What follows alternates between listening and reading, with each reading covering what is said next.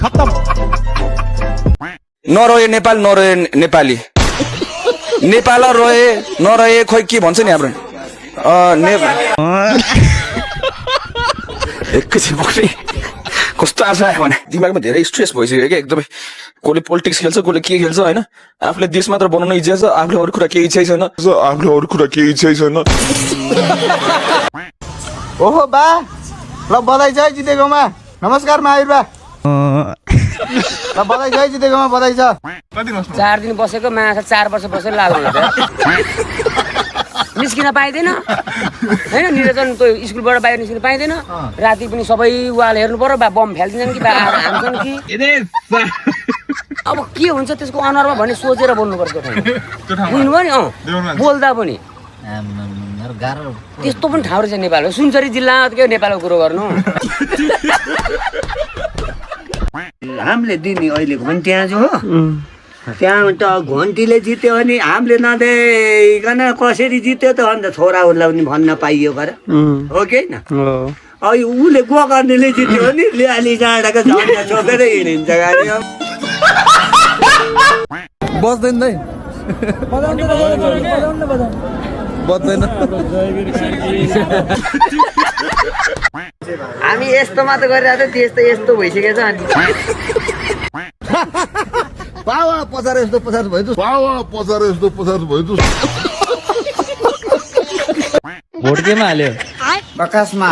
कसरी हालेको? फुत्त ऋषि धमला जतिको मान्छे हामीले राष्ट्रिय राजनीतिमा ल्याउँदाखेरि जनताले मूल्याङ्कन गर्नुपर्छ। ऋषि धमला त एउटा नाम होइन नि त, ब्रान्ड हो। 40 सालदेखि आज हामी जस्तो असली जेन्जीलाई बोकेर आज यहाँसम्म ल्याउनु भनेको नटजोक कुनै माइकलालले गर्न सक्दैन यो कुरा। हामी दम्ब साथ भन्छौँ। तपाईँ रौतहट क्षेत्र नम्बर 4 या त रौतहटको कुनै क्षेत्रबाट लड्नुहुन्छ भने हामी गोली खानुपर्छ भने गोली खान तपाईँको जिल्लामा पनि आउँछ फेरि तपाईँलाई पनि। हाम्रो जिल्लामा त तपाईँ आउने नै होइन नि। बेलुका ड्यारो मुख लगाएर आयो। अनि के भइयो, फेल भइएछ क्या हो, पास भइएन भने भइयो। मलाई चाहिँ फेल पारे, मलाई अहिले उनीहरूको मान्छे चाहिँ पास पारेर। भोट केमा रे? चिममा।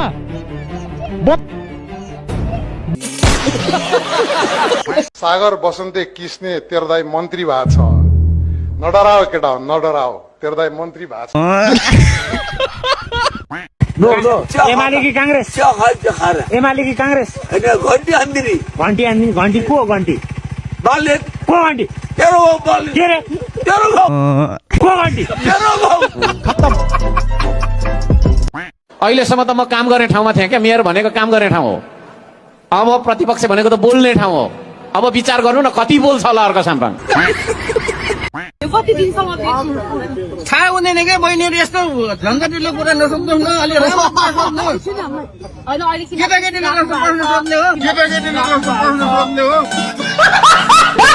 उम्मेदवारकै मत पनि हराएपछि मिनेट मैले गरेँ छिटो नि पछि मलाई हुँदैन छ। नायक राष्ट्रको लागि चाहिँ अगाडि बढ्ने म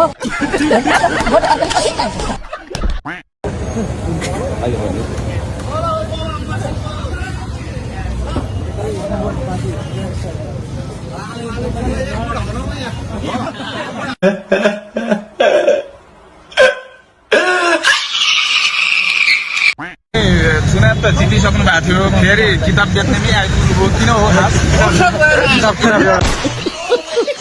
देशको नीति निर्माण तहमा पुगिसके पछाडि नीति नियम बनाउने हो। पुस्तक बेचेर हिँड्न मिल्छ भन्छन् धेरै मान्छेहरूले। पुस्तकको बेलामा पुस्तक बेचेको हो, नीति नियम बनाउने बेलै भएको छैन अहिले। अब संसदै बसेको छैन, अधिवेशनै बसेको छैन। त्यो कुन चाहिँ डाका हो त्यो त्यसो भन्ने?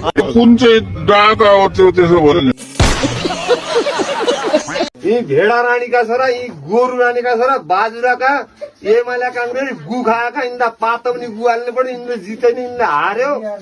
रानीका छोरा जहाँ हिँड्दा थाल्यो जिताउने थियो, त्यो रानीका छोराले जिताएन। साला यी मा साला काङ्ग्रेस एमाले रानीका छोरा यिनलाई चाहिँ काटेर हिर्काएर भनिदिन्छु।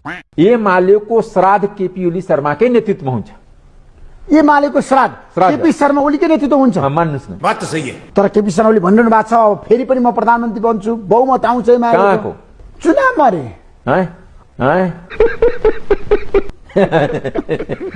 अहिले पनि यो देशको प्रधानमन्त्री यो 3 जना हुन्छ तपाईँ पत्याइराख्नु भएको छ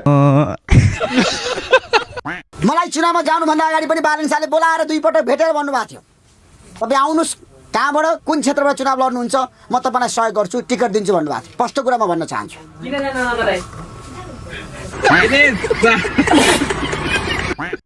और क्यों था अगुवाज में की 22 बदला पूरी बंकी पूरी यस मैम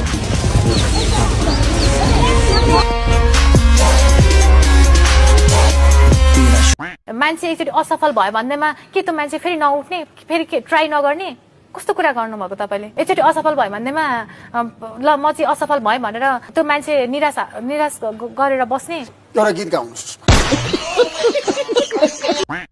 म दावा साथ के भन्छु भने मैले भ्रष्टाचार गरेको छैन मेरो नीति हो म भ्रष्टाचार गर्दिनँ अरूलाई पनि गर्न दिन्न corruption is not bad corruption is only bad if I'm not involved Yes. but if I'm part of that corruption I'll defend it Kulman घिसिङलाई यहाँ आउनुभयो यहाँ 12 दिन बस्नुभयो अनि अर्काको भुँडी बोकेर अब बच्चा चाहिँ यी छोडिदिएर समानुपातिका जम्मै हामी हिजो सिममा उज्यालो नेपालमा प्रवेश गरे मान्छे आज ल्याएर हामीलाई यहाँ घुलिदिएर मुझे भेडा बाख्रा जस्तो छोडिदिएर अनि हामीलाई चाहिँ कुकुरु बच्चा छोडिदिएर गरेर कुलमानजी आज कहाँ जानुभएको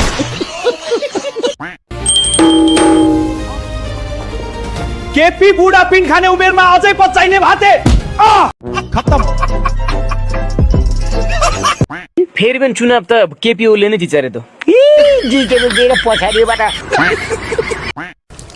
अनि खोइ हाले भए खोइ कहाँ जान्छ भन्दैछु त तै लगिदिएको होइन ल मासले उहाँ त आफ्नो ठाउँ जक्सन पढ के हुन्छ होला भनेको त उहाँ पुगेछ त यार ब्रिफिङ सुनेर गाउँ हेर्दा त ला अफगानिस्तान र इरानमा आए जस्तो भइहाल्यो नि अब त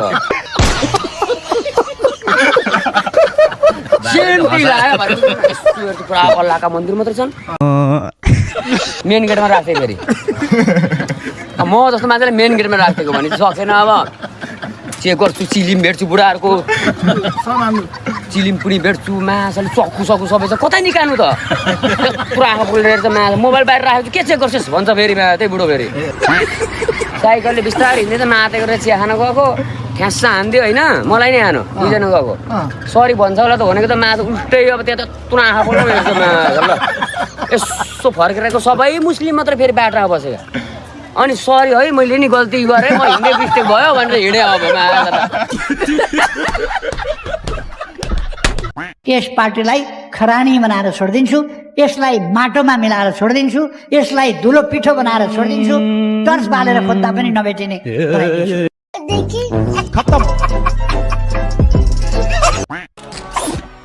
सबको नमस्कार मैं बोलता नहीं करके दिखाता हूँ शिवाजी के अधूरे छोड़े सारे नेक कामों को और भी आगे ले जाना अब मेरी जिम्मेदारी है पूरे देश में किसी को कोई भी समस्या हो तो मुझ तक पहुंचाइए मैं देखूंगा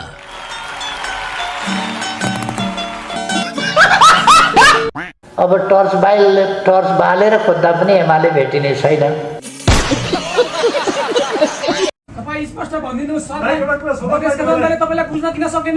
जनताले मलाई माया गरेका छन् यो चुनावमा टेक्निकल कुरा हो म त्यति जान चाहन्न होइन जनताले मलाई माया गरेका छन्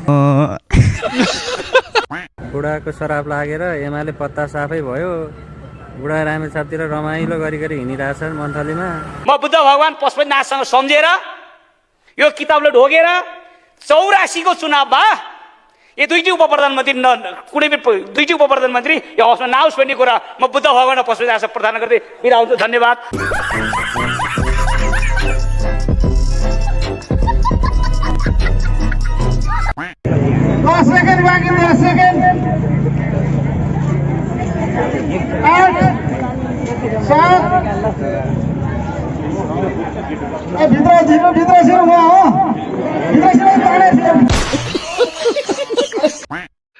तपाईँको सबभन्दा प्रिय साथीको मेयरमा क्या मेयरहरूमा हाम्रो बालन सर श्रीबाबु मर्जन रेणु दाल र बालन शर्मा मनपर्छ मलाई मेरो बेस्ट फ्रेन्ड नै उहाँ हो त अहिले चुनाव पछाडि त मै हो प्रधानमन्त्री तपाईँ हो मै हो प्रधानमन्त्री प्रधानमन्त्री मै हो प्रधानमन्त्री फागुन 21 गतेको निर्वाचन मै हो प्रधानमन्त्री को हो त प्रधानमन्त्री बालन शाह हे त्यस्ता मुला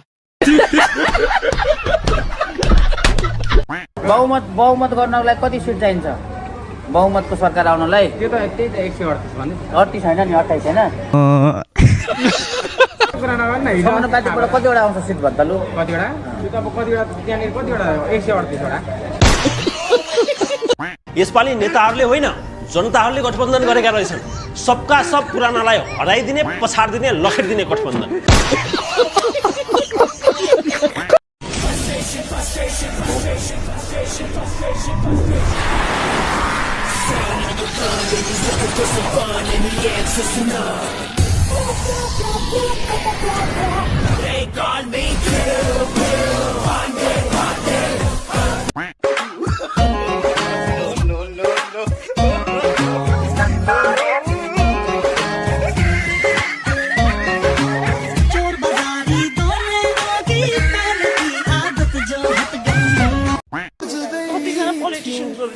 प्लिज भन्न चाहन्छु अब राजनीति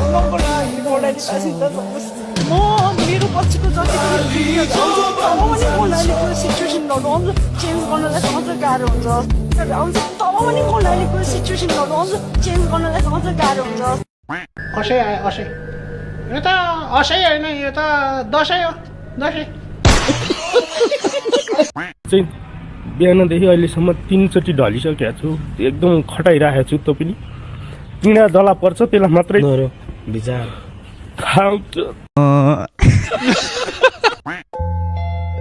क्या कमी रह गई थी मेरे पे है क्या कमी रह गई थी मेरे में कति पीडा छ हेर्नु सबैको आँखामा आँसु छ प्रधानमन्त्री सबैको आँखामा आँसु छ प्रधानमन्त्री तपाईँले मैले आकाशमा नआउनु भने होइन कन्ट्रोल गर्नु भने होइन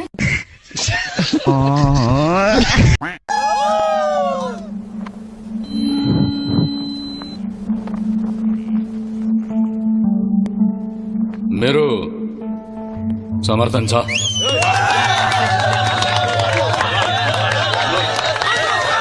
बालन दाई थ्याङ्क यू आज हजुरको जितले देखायो हजुरको जित हुन्छ कि हुन्न भनेर टुक्के पिछो अगाडि बढ्न खोजेको छौँ हामीहरू कति टेन्सन हामीहरू कति गाह्रो गरेको थियौँ हामीहरू कति बसेको थियौँ को जित्छ भनेर आज हजुरको जितले देखायो को जितो को छोडेर जानै पर्यो त्यसले कति मान्छेहरू मार्यो अझै थाहा नै छैन होला मैले आज भनिदिइ पनि सकेँ हजुरलाई हजुरको जितले आज माला पनि लायो